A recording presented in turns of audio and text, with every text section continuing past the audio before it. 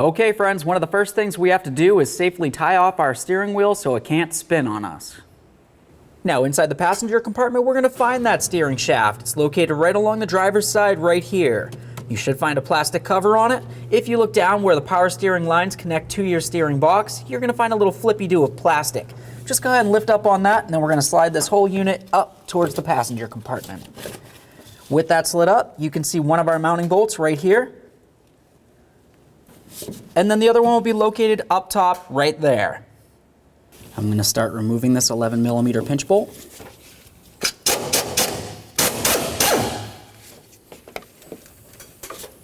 Set this aside. Spray the area with some penetrant and then gently pry it off.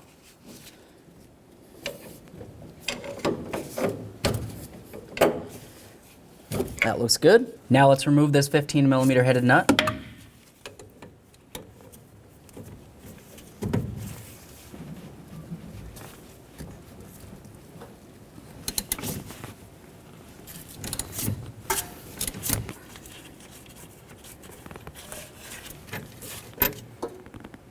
Let's break this free.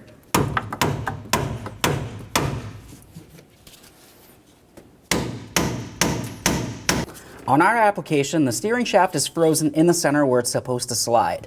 What I'm going to do here is I'm just going to go ahead and cut this shaft off of there, and then I'll go ahead and knock off the two ends.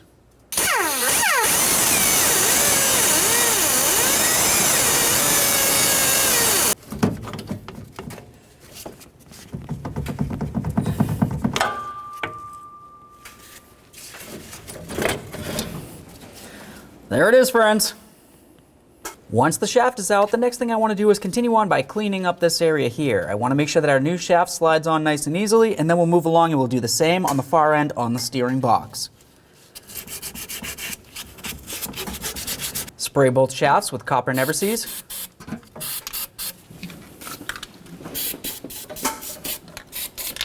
Now it's time to take a look at our brand new steering shaft. What you're going to notice, it's a little bit different than the original one. This one has some grub screws on it, and it also has some locking nuts. Now what we want to do is we just want to go ahead and take it so these screws are completely in the outward position. They can still be in the shaft, but they want to make sure that they aren't going into the hole right there. Okay, this one right here. If you spin the nut and the grub screw doesn't want to turn, just go ahead and use an Allen head and then loosen it up. Alright, so we have both of these like that. These two right along here where the steering shaft goes into this coupler, you don't necessarily want to mess with those. Just go ahead and double check to make sure they're nice and tight. That's tight. That's tight. And then we're going to move along to the other end. We want to do the same thing with the grub screw. Go ahead and loosen up the jam nut and then turn the grub screw so it's not inside this area here where the splines are. Now I'm going to start with the top.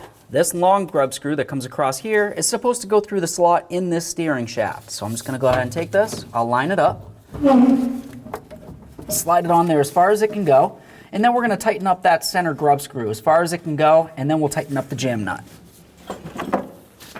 All right, bottomed out, just give it a teeny bit more, and now we'll snug up that jam nut. Now we're going to do this other grub screw right here. Tighten up that jam nut. Now let's do the lower one. If you need to, you can give it a couple loving bonks.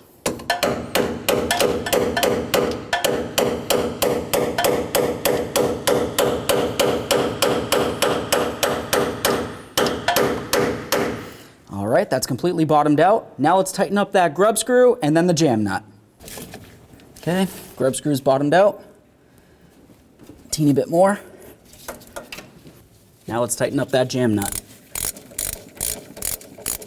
Now all that's left to do is take it for a road test down to your local alignment shop.